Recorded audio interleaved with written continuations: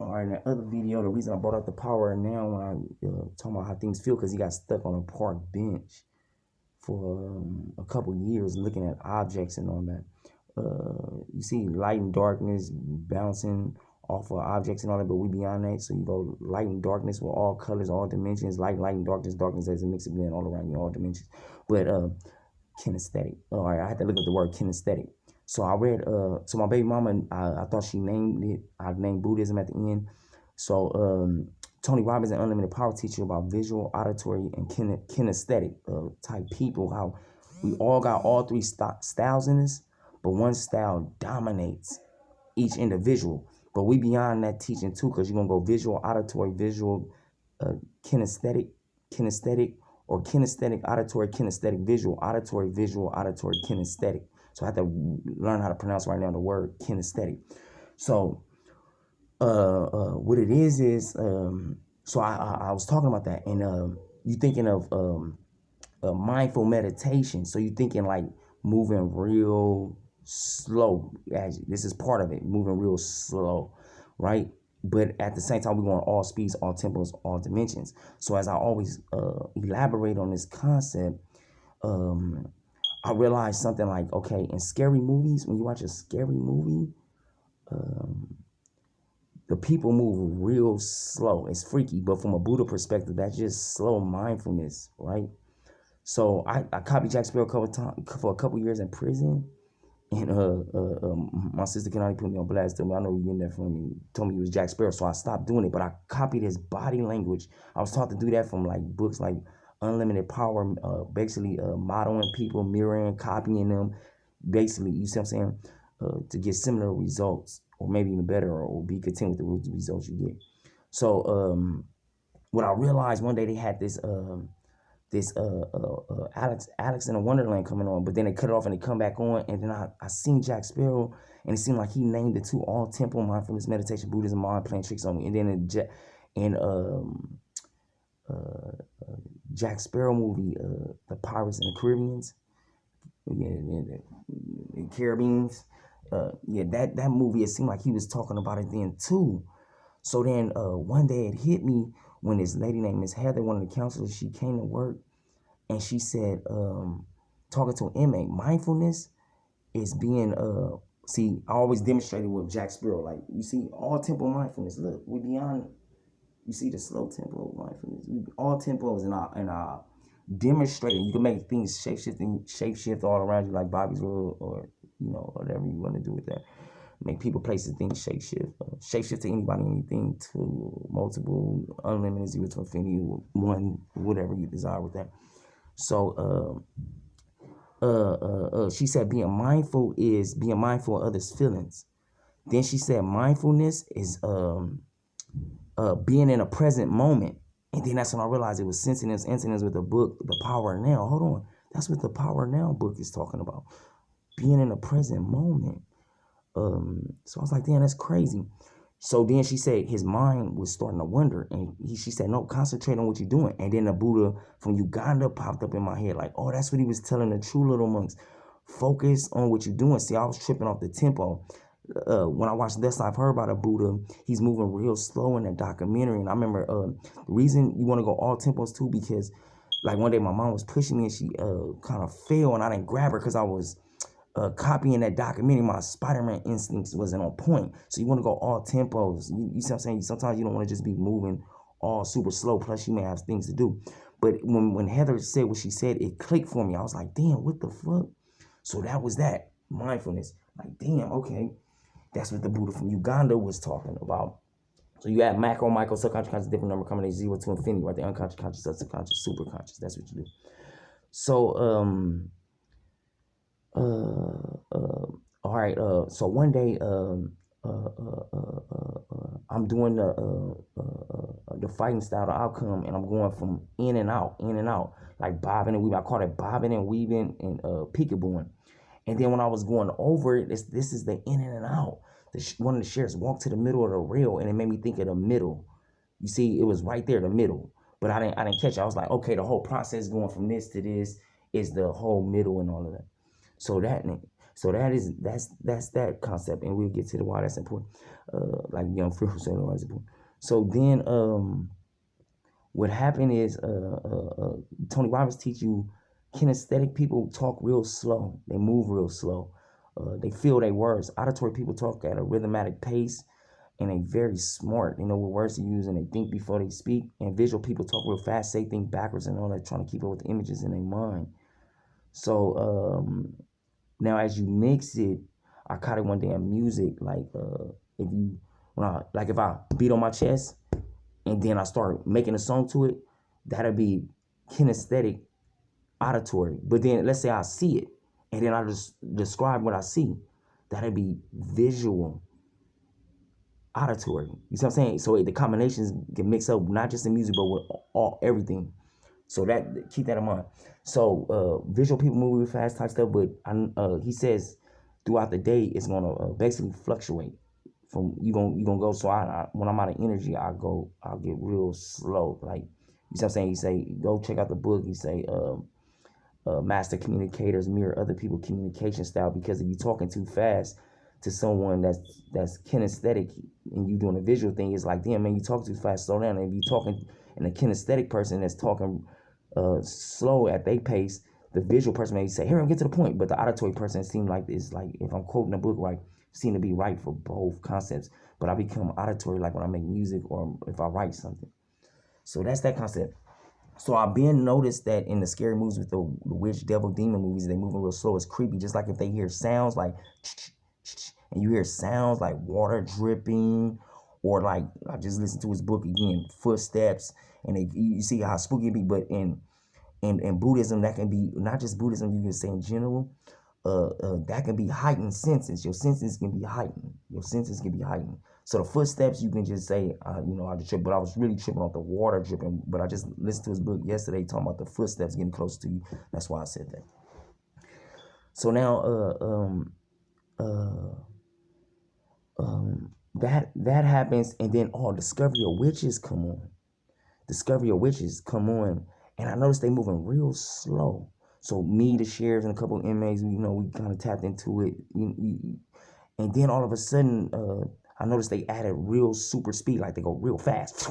I never thought about super fast. So you got fast, fast, mid, and fast, slow. Mid, fast, mid, slow. Slow, mid, and slow, fast. So I caught it, and I was like, damn, they moving real fast.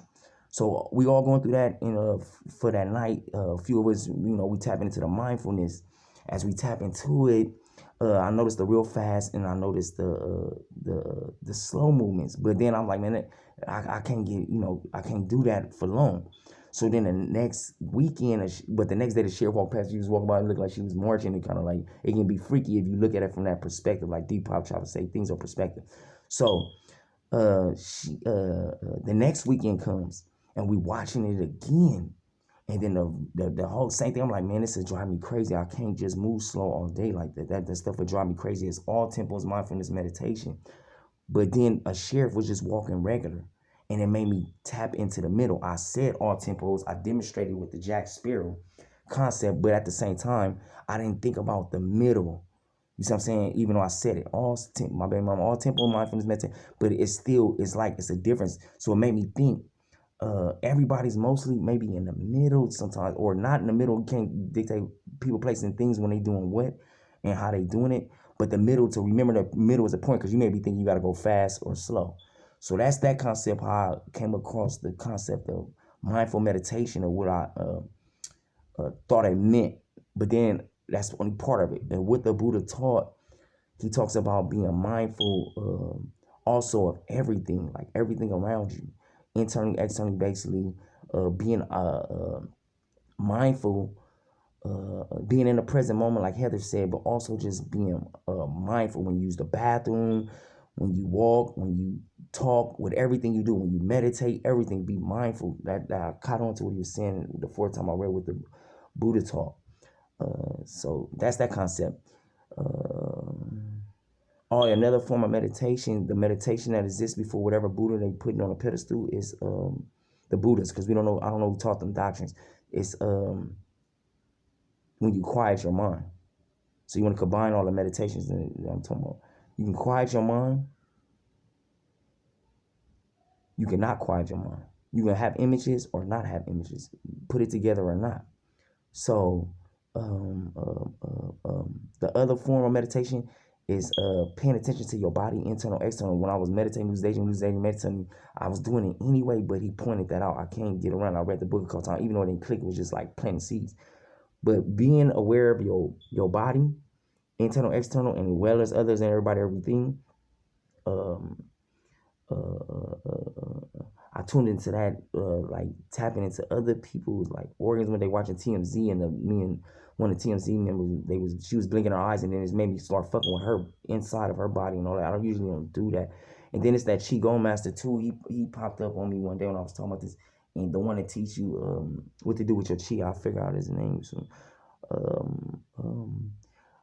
your sensations in your body, the sensations, period. See, that goes good with lucid daydream, meditation, lucid daydream, when you do the sensations too, the sensations. But I was already tapped into it, but I caught on to the sensations with vibes, with another concept, with another share of talking about you can feel my vibes, and it made me go into the different senses, but I get there.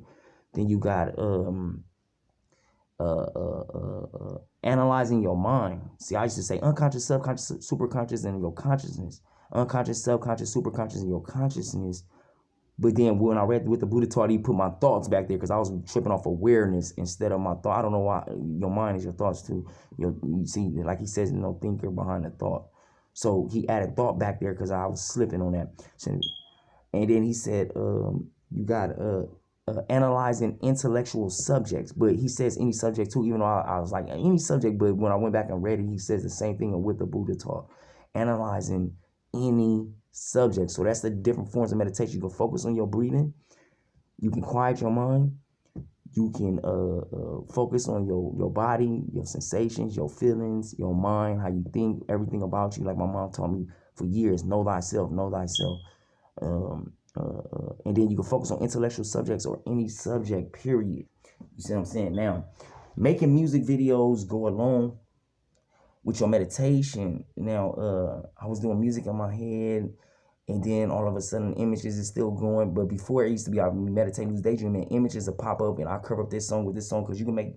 It's a thing you can combine all the sounds and everybody and everything in one where you're aware that it's one, or you can let it be separated. And like I'm trying to focus. It's like if you meditate right now and all of a sudden the voices keep popping up, but you're trying to meditate. You see what I'm saying? Compared to letting the voice talk and being one with the voice. It's a different concept.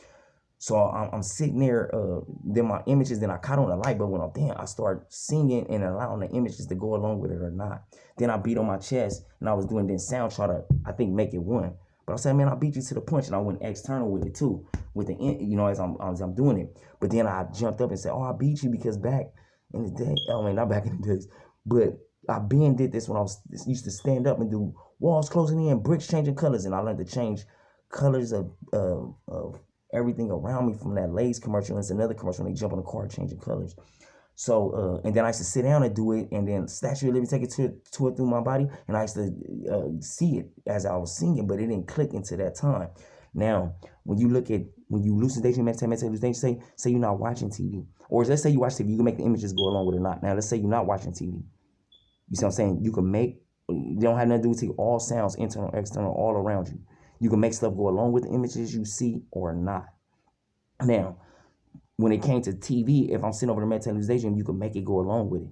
Even if TV's not on and you hear other sounds around you, you can make it go along with it or not. Or you can make the sounds go along with it too. And what I mean by not, it can be a dog, but then it's the sound of water. And you see what I'm saying? You can just switch everything up. So that's what I mean, make it go along with it or not too. Then as far as hearing other people's music, Jay-Z was on TMZ, and that clicked for me. But before that happened, my baby mama, 2018, she was asking me, do you see random faces? I said, no, I see the same faces. I think she started noticing, I started seeing stuff. So she said, when I was a little girl, I used to sit in my car and listen to music and imagine a video. So I said, oh, you've been a good video choreographer, like that. But it didn't click for me, the concept that other people used to. One day I seen Jay-Z on TMZ, and it's like, damn, he had a suit on, he was leaning back, and it was like, damn, you can meditate longer in different body positions besides the lotus position, basically. And then I automatically thought of music. So when other people music, make it go along with the images or not. But then I realized my baby mama already covered that. Now when it come to books, I read this book. I mean, I was watching this documentary a few years ago on how to engage the senses of the reader as you write books. So one day, I was at 103rd at the library, and I was reading, and all of a sudden the train, like it's a train or whatever scene it was, I got the visualization to it. And I was like, what the fuck? So I went out of state with my mom, and I showed the documentary a couple times on how, when they write books to engage the senses. So then her neighbor moved and gave us a gang of books, urban books. So I'm engaging. You see, she already know because I watched that documentary that day or the day before about the writing books again. You know, because she want to write books. So I watched it again. So she's up on game about the senses right now. So when I'm reading this book, it's a Zen sex book. But as she's walking and all that, it's like I get the visual and I'm reading, and then my mind started clicking in the other senses. So one day when I was in jail, when I was in jail, I was reminiscing about it, and then the sheriff walked and opened up his backpack, and he dug inside and made me think of feelings. So when you read books, you can make it go along with the sounds you hear or not, with TV or not visualize, engage all senses, and that's that.